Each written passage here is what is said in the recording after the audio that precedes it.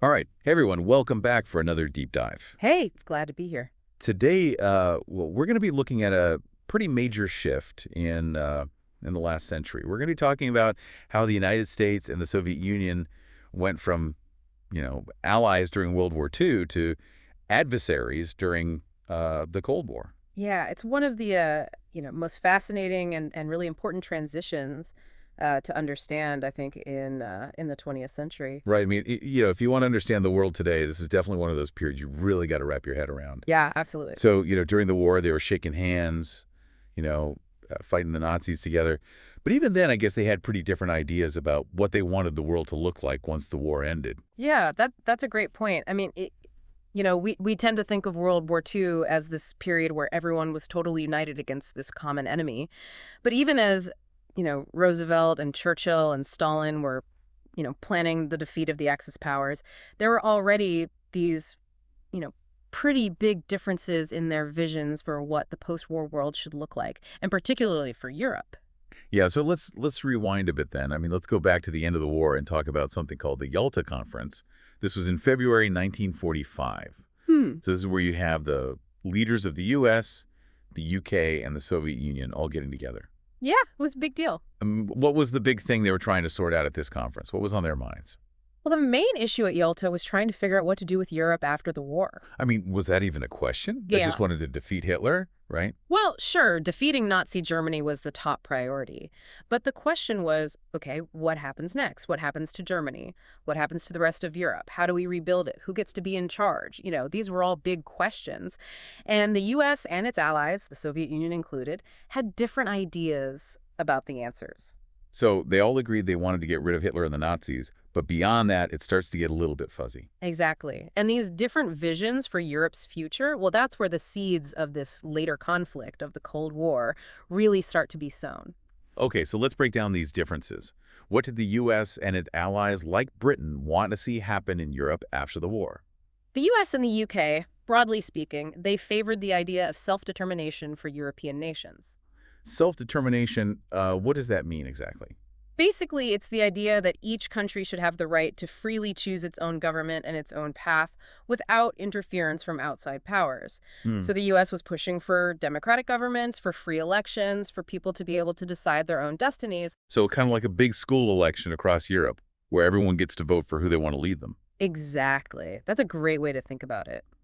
The idea was to promote democracy and freedom across Europe. That was their vision. All right, that makes sense. But I guess the Soviets, under Stalin, weren't exactly on the same page, huh? Not quite. The Soviet Union had a different set of priorities. Remember, they had been invaded through Eastern Europe twice in the first half of the 20th century, World War I and then World War II, and they'd suffered terrible losses, tens of millions of deaths. So security was their absolute top concern. Okay, they'd been through a lot, so they wanted to make sure it didn't happen again. Exactly. And for them, security meant having friendly countries on their western border. They didn't want to risk another invasion through Poland or through any of those other countries. So Stalin's goal was to create a buffer zone, a sphere of influence in Eastern Europe. A buffer zone, like having a bunch of bodyguards surrounding you just in case. You got it. The Soviets wanted these countries to be reliable allies, and that often meant installing communist governments that would be aligned with Moscow. So even as they were talking peace at Yalta, Stalin was already taking steps to solidify Soviet control in Eastern Europe. So while the U.S. was all about democracy and elections, the Soviets were more focused on creating a safe space for themselves, even if it meant controlling those other countries. Precisely. And those two visions, well, they weren't exactly compatible, right?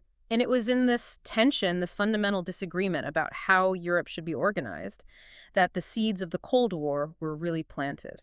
And that's kind of where the concept of satellite nations comes in, right? Exactly. I mean, the term satellite nations is a pretty evocative one, isn't it? Yeah, it makes me think of like little planets orbiting around a bigger planet. Yeah, and that's not a bad way to think about it. These were countries in Eastern Europe that were, on paper at least, independent. But in reality, they were heavily influenced and dominated by the Soviet Union. They were kind of stuck in the Soviet orbit, hence the satellite label. So which countries are we talking about specifically when we say satellite nations? Well, some of the key ones were Poland, Czechoslovakia, Yeah. Hungary, Romania, Bulgaria, and of course, East Germany. These were all countries where the Soviet Union, often using its military presence, ensured that communist governments came to power. And you said that on paper they were independent, but in reality they were basically controlled by Moscow. Yeah, it was a kind of subtle control in a lot of ways. I mean, the Soviets didn't directly annex these countries. Okay. They didn't make them part of the Soviet Union officially, but they exerted a huge amount of influence over their governments, their economies, their military, their policies.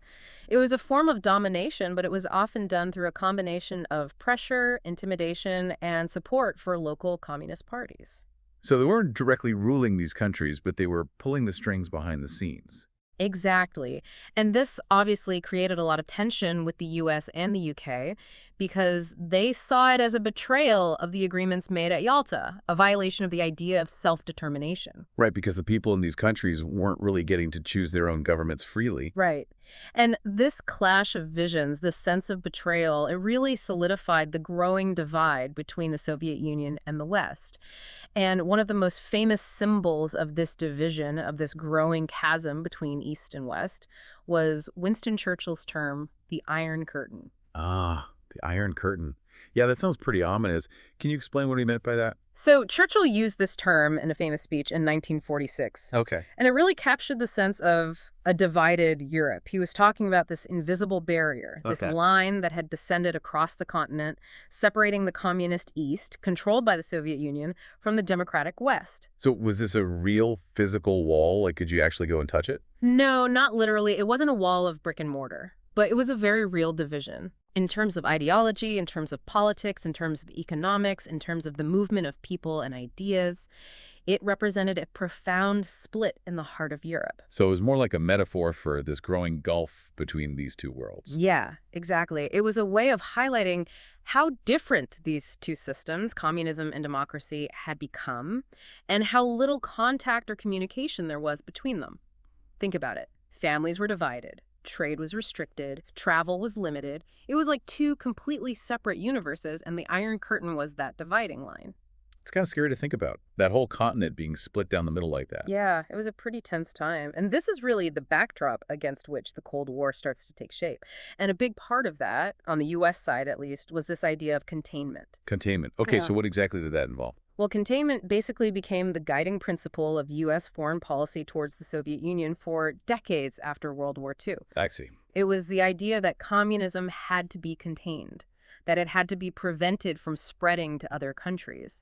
Okay, so not necessarily rolling it back where it already existed, but stopping it from spreading. Exactly. The thinking was that communism was inherently expansionist, that it was always looking for opportunities to spread its influence.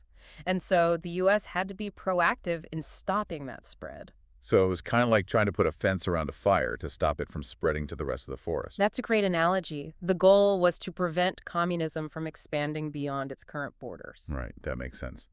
So how did the U.S. actually go about trying to contain communism? What did that look like in practice? Well, there were several key elements to containment, but two of the most important were the Truman Doctrine and the Marshall Plan. Okay, let's start with the Truman Doctrine. What was that all about? So the Truman Doctrine was announced in 1947, Okay. and it was basically a commitment from the U.S. to provide support to any country that was being threatened by communism. Okay. So it was a promise to help free peoples resist subjugation, to use Truman's words. So it was basically saying, hey, if you're fighting against communism, we've got your back. Yeah, that's a good way to put it. It was a pretty significant shift in U.S. foreign policy. It meant that the U.S. was willing to get directly involved in helping countries resist communism, even if it meant getting tangled up in other countries' affairs. And the Marshall Plan, how did that fit into this whole containment strategy? The Marshall Plan was actually a really interesting idea. It was launched in 1948, just a year after the Truman Doctrine. Right. And it was basically a massive economic aid program for Europe.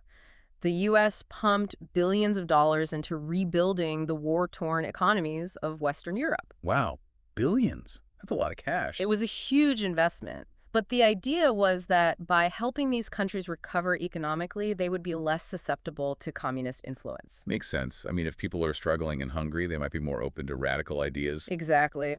The Marshall Plan was kind of like an economic vaccine against communism.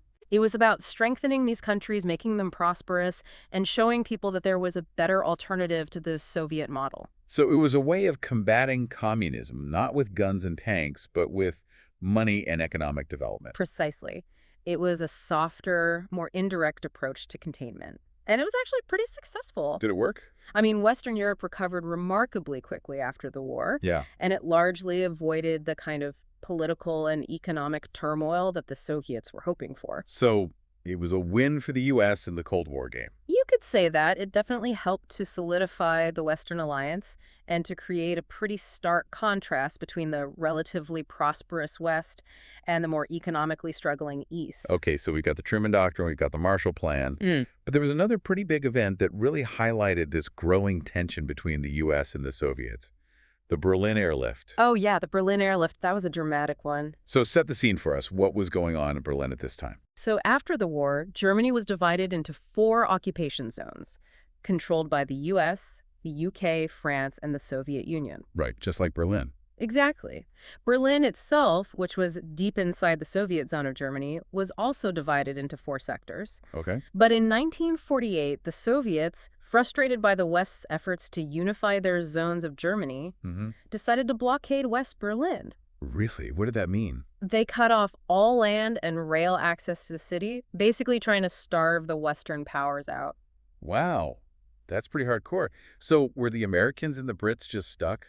Well, they could have retreated, but they decided to do something pretty incredible instead. Okay, what did they do? They launched the Berlin Airlift.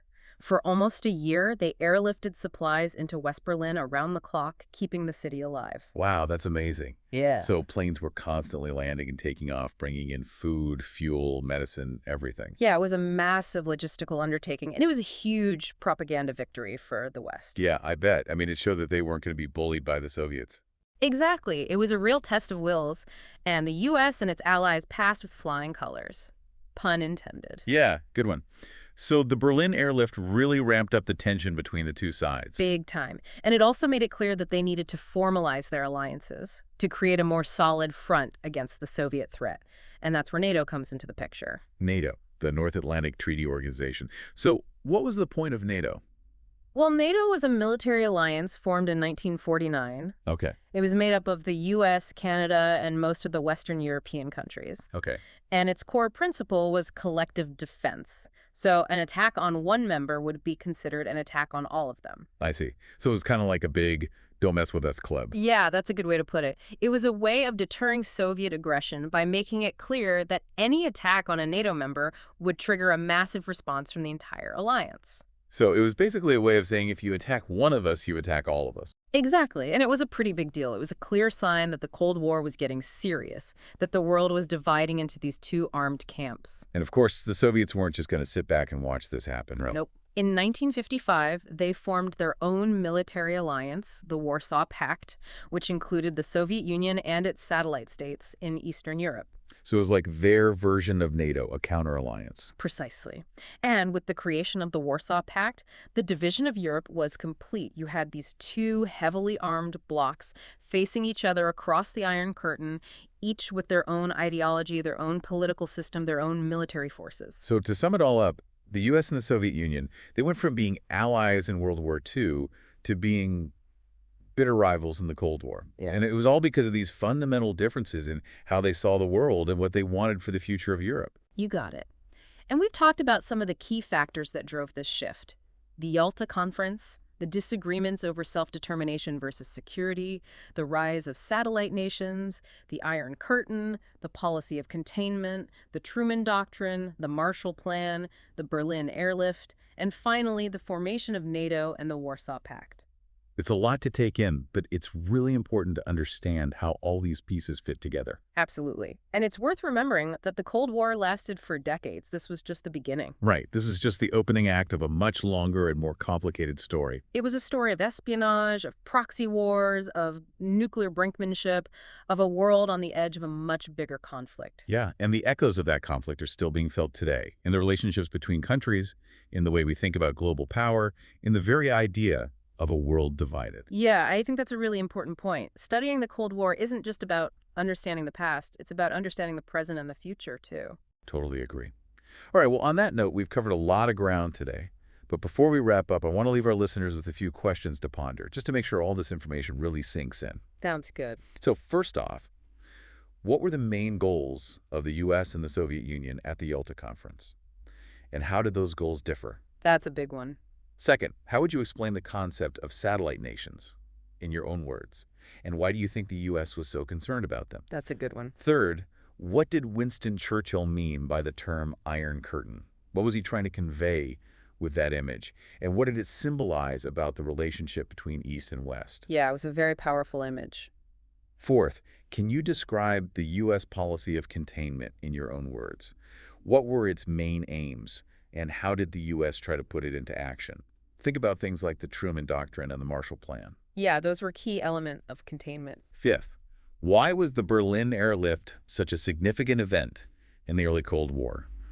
What did it reveal about the U.S. and the Soviet Union, and about their willingness to confront each other? Yeah, it was a real turning point. And finally, what were the main purposes of NATO and the Warsaw Pact? Why were those alliances formed? And what did their creation tell us about the state of the world in the 1950s? Oh, usually good questions. Yeah, those are some pretty thought-provoking questions, I think. And answering them should help you really grasp the key events and concepts that shaped the early Cold War. Absolutely. I mean, thinking through these questions will help you connect all the dots to see how one event led to another, how one decision shaped the course of history. Right. It's all about understanding the cause and effect, the chain reactions that led us from World War II to the Cold War. Exactly. And it's about understanding how those events, those decisions still resonate with us today. Okay, well, I think we'll leave it there for today. Thanks for listening to this deep dive into the origins of the Cold War. Hopefully you've learned something new and maybe even started to see the world a little differently. Yeah, thanks for having me. It's always fascinating to revisit this period of history. Absolutely. And to our listeners, keep those questions in mind and keep exploring. The Cold War is a complex and fascinating subject, and there's always more to learn. Until next time. See you later. Bye.